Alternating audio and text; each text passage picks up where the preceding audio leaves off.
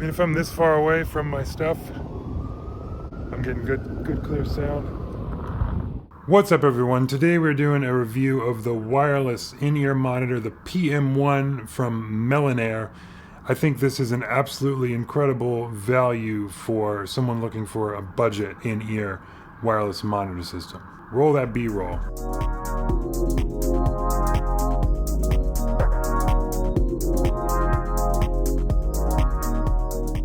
Starting with the design and the weight and appearance of these, they are solidly built, little light plastic cases. These each weigh less than 1 ounce. So if you put 5 quarters in a stack, that's about an ounce. That's how much these weigh. They're incredibly light. Although the construction quality is not rugged, they are so light that I feel confident that if I drop this from 4 or 5 feet onto the ground, it would be okay. I'm not going to test that, but they are so light I don't think they're going to be prone to damage. The clip on here is nice and strong. Just to show you again how light it is, I'm going to clip it on my sleeve here. I would typically put it in my pocket, but it's, 1 ounce, almost weightless. Perfect for putting on your pocket or even for clipping onto the cable of the in-ear monitors themselves. Wouldn't have any issues with that. So, what are wireless in-ear monitors?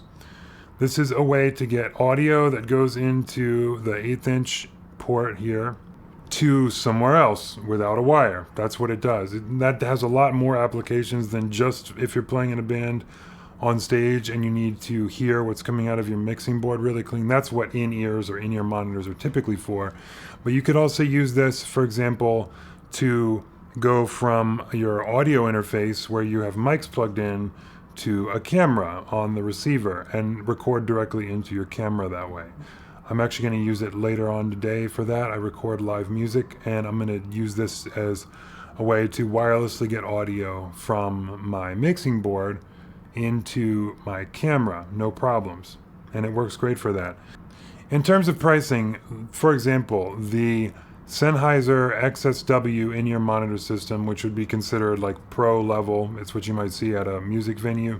It's going to be more robust and have more range, but we're looking at $600. So this is about 1/10 the price. Currently they're on sale for $60 on Amazon. They usually retail for $80.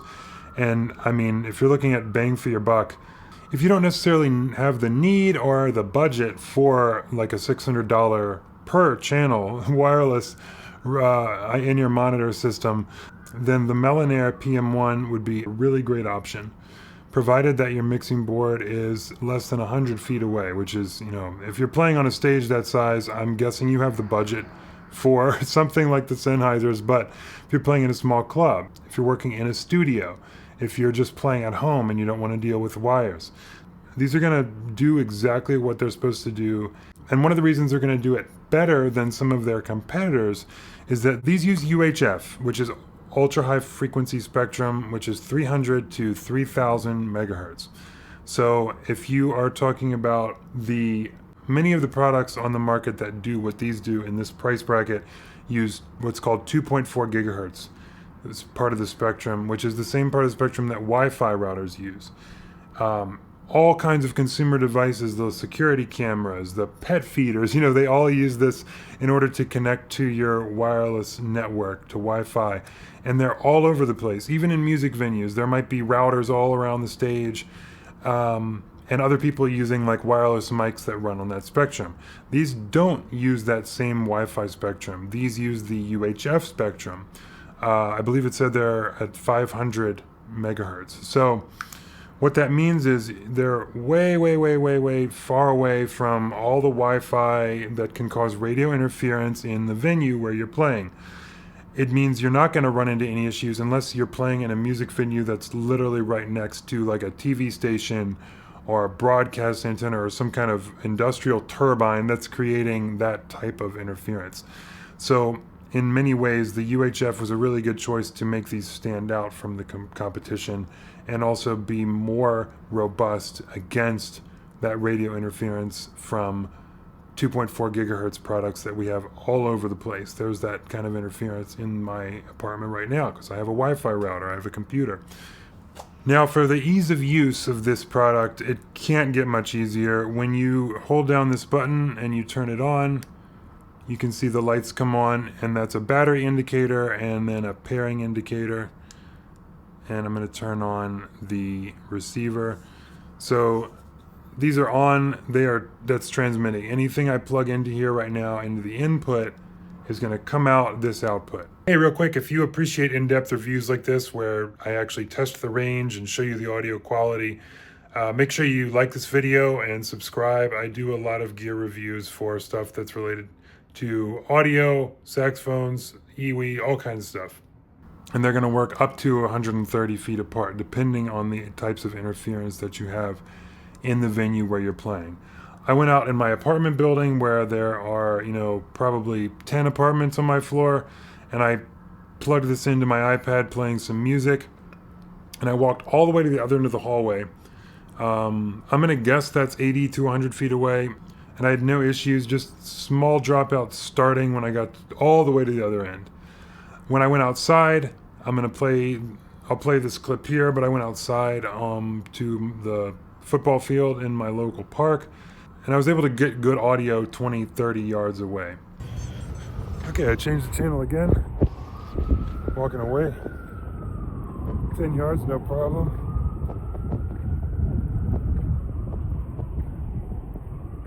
20 yards. So far, so good. So, if I'm this far away from my stuff, I'm getting good clear sound. I'm gonna hold it up in the air. 30 yards, see if we can make it to 40.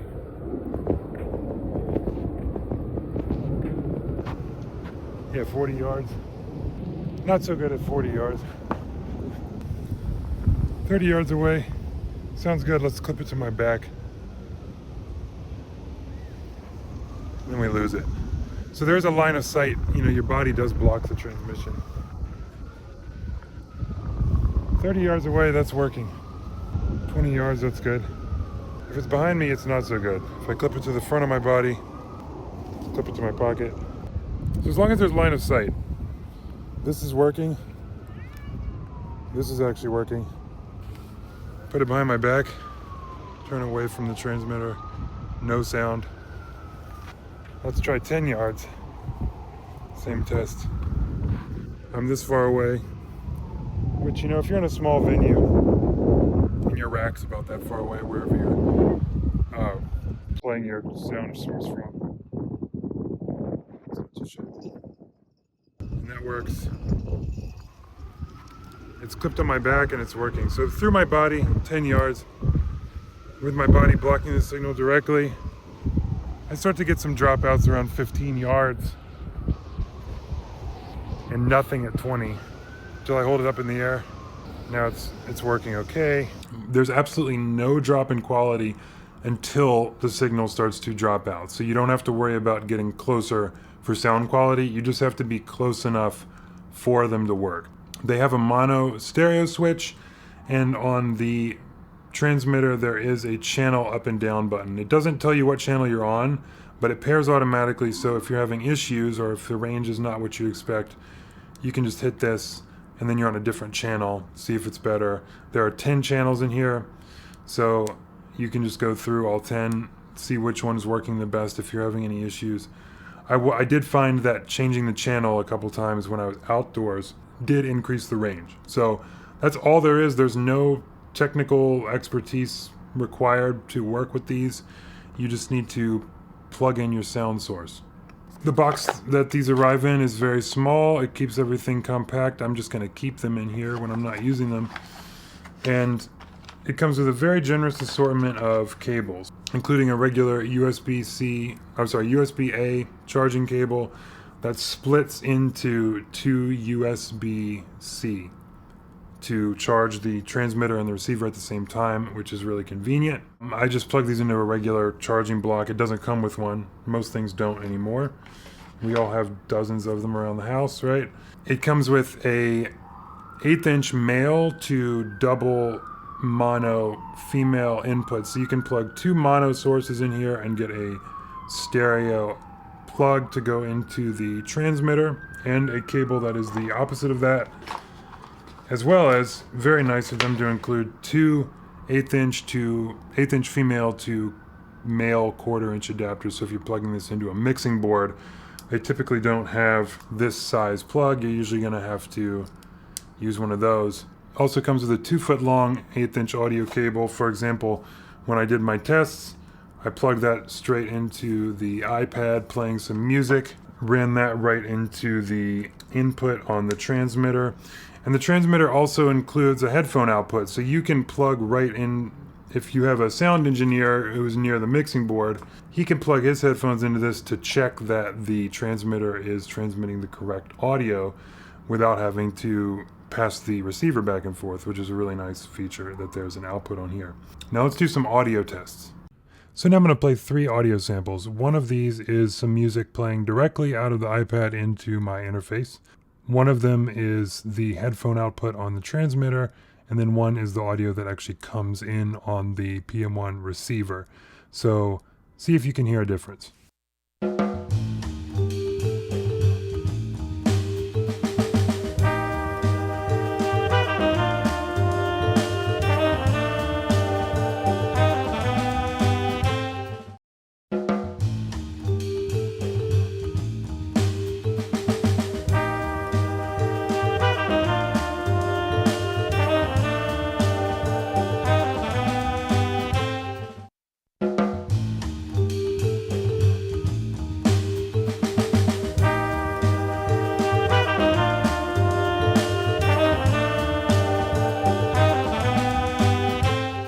So sample 1 was the receiver. That's what you hear coming out of the in-ears.